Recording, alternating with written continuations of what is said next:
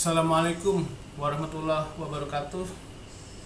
Selamat pagi, salam sejahtera buat semua sahabat Kanjeng Files.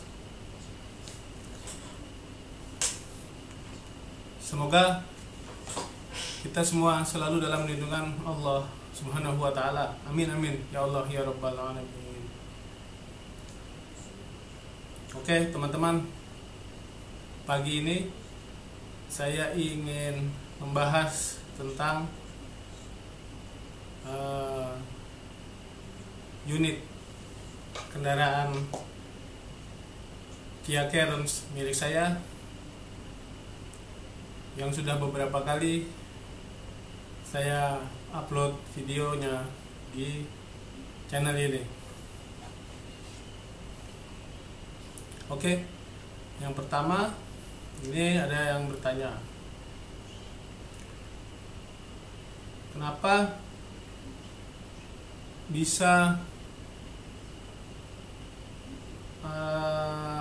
sehat kondisi mesinnya? Jadi begini, sehat dalam artian general atau secara umum ya, itu adalah sehat di engine, mesin, dan kaki-kaki, juga sistem steering untuk kondisi mobil berjalan ya. Jadi kalau mesin unit saya itu Carens 2 Matic ya, memang sudah 234.000 km dan sampai sekarang belum pernah mengalami sesuatu yang yang perlu dibongkar mesinnya. Jadi belum pernah diangkat silinder headnya, bersih-bersih ruang bakar atau silinder head. Di bawahnya itu ada kepala piston, ada valve. Nah, itu belum pernah saya lakukan. Namun alhamdulillah dengan perawatan yang bagus, yang baik, masih berjalan baik sampai sekarang. Mesinnya kondisinya masih prima.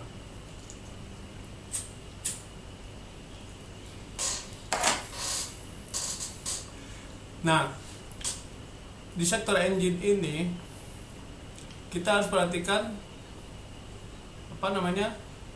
kebersihan pembakaran, yaitu dengan cara memperhatikan BBM. Jadi saya isi BBM selalu maksimum ada di garis tengah di indikator jarum fuelnya. Jadi nggak pernah kurang. Pernah sih, tapi ya jarang sekali. Sehingga BBM yang tersedot itu selalu dalam keadaan lebih bersih daripada pada kondisi yang sudah terlalu minim.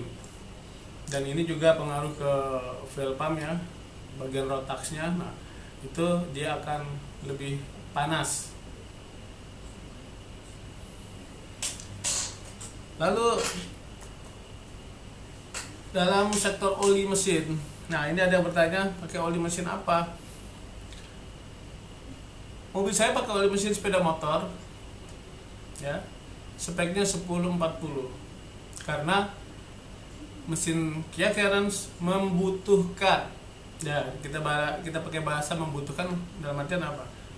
Membutuhkan oli yang sanggup melumasi sampai ke bagian yang terkecil di bagian atas mesin, bagian HLA. Nah, jadi butuh oli yang kekentalannya 10 saat dingin. Jadi tidak terlalu kental. Nah, ini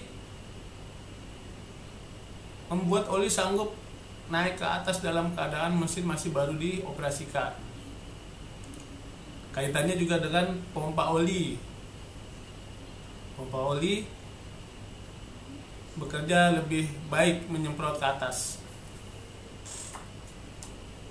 Jadi kalau mau pakai oli yang 0540, 0530 terserah, nggak masalah. Cuman itu lebih mahal aja.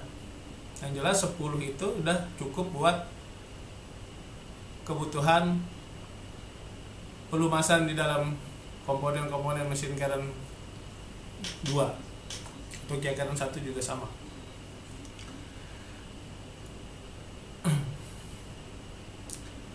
Lalu apa kaitannya yang lain dengan mesin? Yaitu power steering. Kia Carens masih menggunakan power steering dengan sistem pompa hidrolis.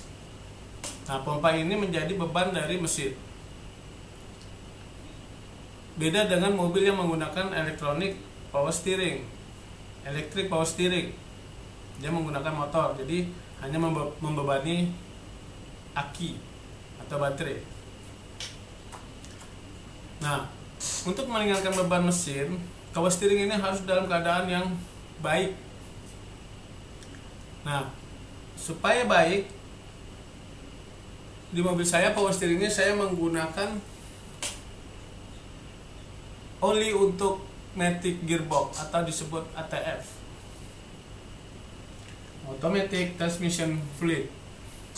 Nah, saya pakai sama dengan yang saya gunakan di transmisi matic mobil saya, yaitu pakai yang multi vehicle atau minimum yang SP3 kalau produk Korea, Dexron 3 yang produk Amerika, tapi khusus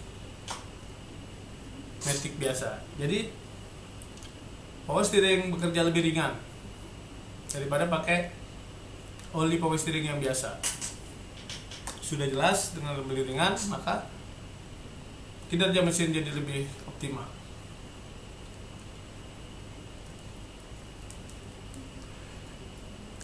Lalu di gearbox matic sebenarnya dia bisa dengan yang biasa, tapi saya kasih yang multi vehicle, tapi saya campur dengan yang LV.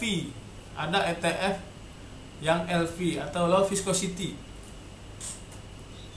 Jadi saya campur multi vehicle MV dengan yang LV. Saya campur, perbandingannya saya hanya kasih yang LV 1 liter. Itu membuat kinerja matic lebih ringan, lebih lancar. Dan sampai sekarang matic saya belum ada masalah. 234 ribuan kilometer.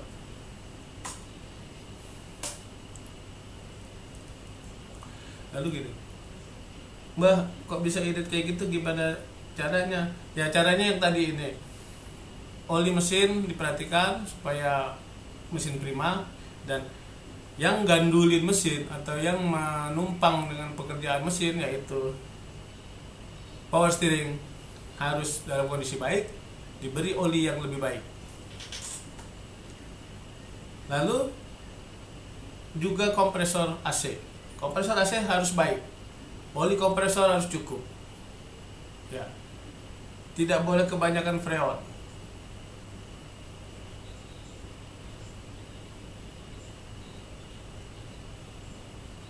Juga di sini bertanya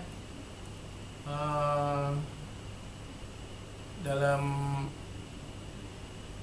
sisi yang lainnya apa aja yang harus diperhatikan supaya mobil dalam kondisi prima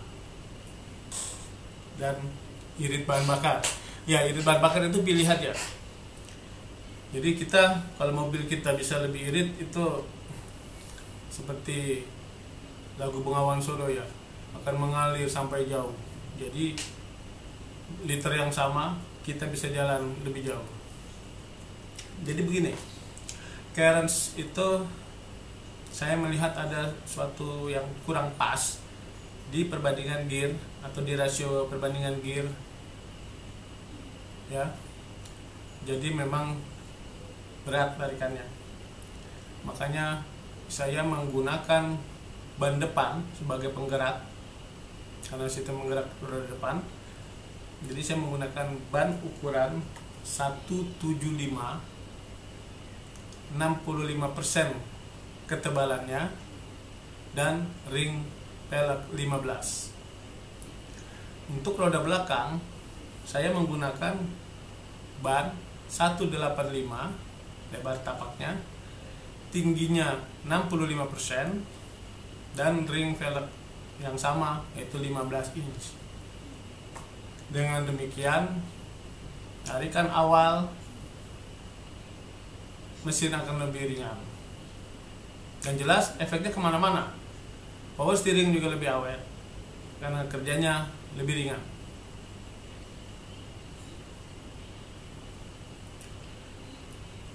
Lalu ada yang bilang juga, apakah tidak mengurangi kenyamanan dengan ban yang ukuran kecil? Oh, tidak. Jadi ukuran masih maksimum ya, 2 step. Dari ban standarnya 195 lebarnya, saya turunkan untuk depannya aja 2 step, yaitu 175. Kalau belakangnya saya turunkan 1 step, 185. Dengan kenyamanan masih sama. Silahkan dilihat di video-video. Saya menggunakan metode ekonomi ya, atau ngirit dari DBM dengan lari maksimum 140-an. Itu masih belok-belok masih nyaman. Sendiri, berempat, bertujuh masih nyaman.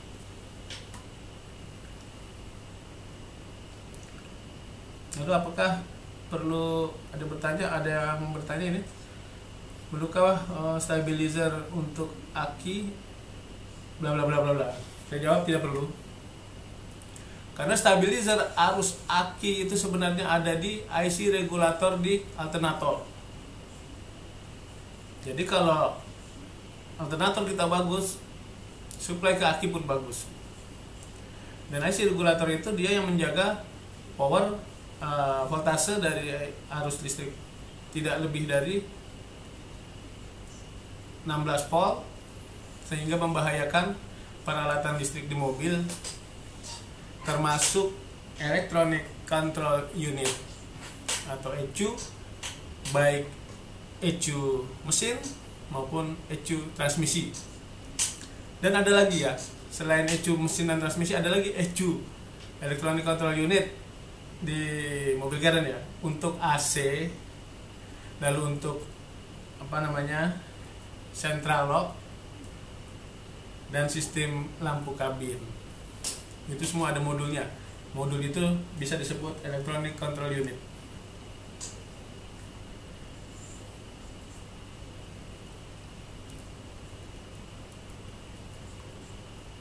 Lalu yang bertanya, baiknya bagaimana menggunakan BBM yang oktan berapa? Jadi baiknya oktan itu kita mau apa? Kalau mau murah langsung di depan, terasa di depan, yaitu pengeluaran dompet, kita gunakan aja langsung premium kalau masih ada. Nah, karena premium udah nggak ada, kita naik ke Pertamax. Kenapa Pertamax? Karena Pertalite dengan Pertamax harganya selisih sedikit, tapi efisiensinya ke mesin lebih baik Pertamax. Jadi kalau sudah nggak ada premium, baiknya pakai Pertamax.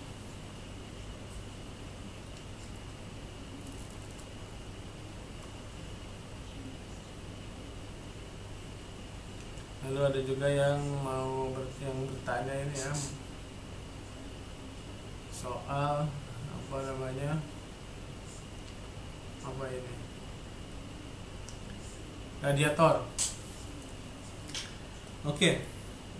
Radiator Cairns itu ada sesuatu yang kurang tepat, yaitu posisi dari reservoir tabung atau cup, atau orang-orang bilang tabung cadangan, padahal dia bukan cadangan sebenarnya, hanya tempat sirkulit sementara. Nah, letak dari tabung reservoir radiator Cairns ini terlalu rendah, sehingga saat vakum radiator terlalu berat menghisap kembali naik masuk ke dalam radiator. Nah, kalau ada kebocoran sedikit aja dia sudah gagal menyedot kembali, sehingga yang di radiator tadi keluar ke tabung reservoir gagal dihisap kembali, lama-lama habis yang di radiator. Nah, di dalam kondisi normal pun dia akan sulit menghisap kembali. Karena apa? Faktor dari umur mobil. Kecuali kita bisa pastikan water pump kita dalam kondisi bagus atau baru diganti. Nah, itu baru saya jamin masih bagus. Tapi kan kebanyakan mobil-mobil kalian umurnya udah belasan tahun, water pump tidak ada yang pernah ngurus itu, apalagi ganti. Jadi makanya kalau dilihat di video ada tabung seperti minuman itu di samping radiator mobil saya, itu adalah tabung reservoir modifikasi dari saya supaya hisap baliknya lebih mudah, lebih lancar.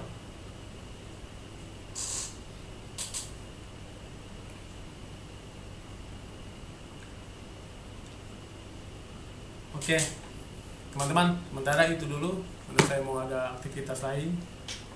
Jadi berikutnya boleh bertanya di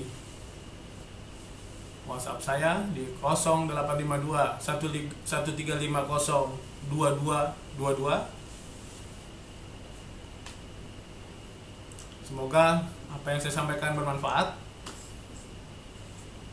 dan bisa di-share ke kawan-kawan lain yang belum melihat video ini, agar semua bisa tahu. Sekian dari saya. Assalamualaikum warahmatullahi wabarakatuh.